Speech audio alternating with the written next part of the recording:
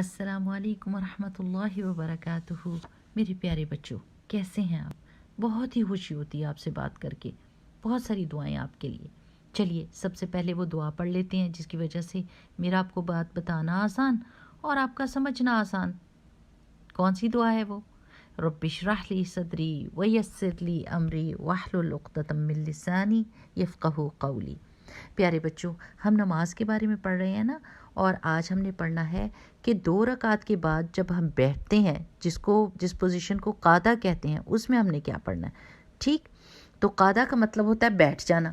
ठीक है, और जो दुआ उसमें पढ़ते हैं मेरे प्यारे बच्चों, गौर से सुनिए कि उसकी प्रोनंसिएशन क्या है, सही तलफ़ुज़ क्या है, ताकि आप अच्छे से दुआ पढ़ सकें और फिर हम उसका मानी भी देखेंगे। दुआ है अत्तहियातु लिल्लाहि वस्सलावातु वत्तय्यिबातु अस्सलामु अलैका अय्युहन नबिय्यु व रहमतुल्लाहि व बरकातुहु अस्सलामु अलैना व अला इबादिल्लाहिस सालिहीन। इसका मतलब है सब के सब पाकीज़ा अल्फाज अल्लाह सुब्हानो तआला के लिए हैं। सारी इबादतें, जिस्म के साथ जो इबादतें करते हैं वो अल्लाह के लिए हैं, और सारे नेक आमाल अल्लाह सुब्हानो तआला के लिए हैं। अल्लाह ताला की रहमतें और बरकतें और सलामती हो ए नबी सल्लल्लाहु अलैहि वसल्लम आपके ऊपर, और सलामती हो हम सब के ऊपर, और सलामती हो अल्लाह सुब्हानो तआला के सारे नेकूकार लोगों के ऊपर। ये बहुत ही प्यारी दुआ है मेरे प्यारे बच्चों।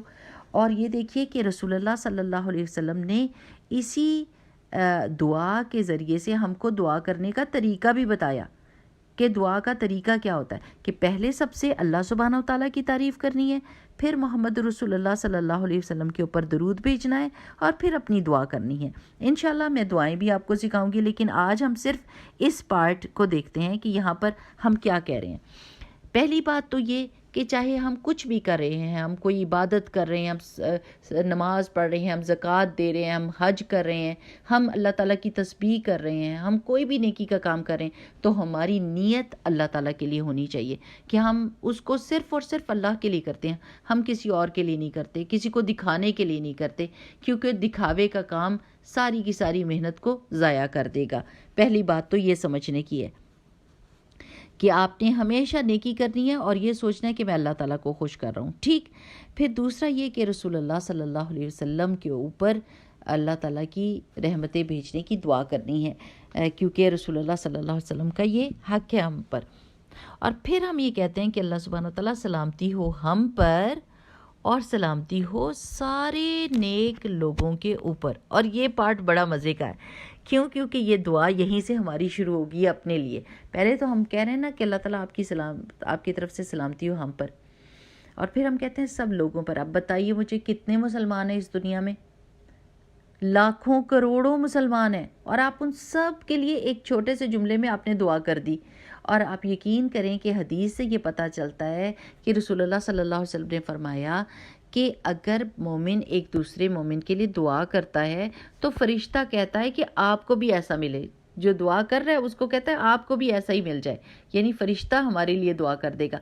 तो अगर हम एक ही दुआ में, एक ही जुमले में सारी दुनिया के लाखों करोड़ों मुसलमानों के लिए दुआ कर रहे हैं, तो प्यारे बच्चों लाखों करोड़ों दफ़ा वो दुआ वापस पलटकर हमारी तरफ आएगी। कितनी प्यारी बात है ना। तो अगर ये बात समझ आ जाए और हमें दुआ का मतलब पता हो तो हम कितने मज़े से अपनी नमाज को पढ़ें। चलें एक दफ़ा फिर इस दुआ को अच्छे से कह लेते हैं ताकि हमको उसका सही तलफ़ुज़ पता चल जाए। और अब मुझे उम्मीद है कि आप ये बड़े मज़े से दुआ पढ़ेंगे अपनी नमाज में, क्योंकि अब आपको इसका मतलब पता है। अत्तहियातु लिल्लाहि वस्सलावातु वत्तय्यिबातु अस्सलामु अलैका अय्युहन नबिय्यु व रहमतुल्लाहि व बरकातुहु अस्सलामु अलैना व अला इबादिल्लाहिस सालिहीन। चले मेरे प्यारे बच्चों, इंशाअल्लाह बाकी की दुआएं अगली दफ़ा में सीखेंगे। अब तक के लिए यही काफ़ी है।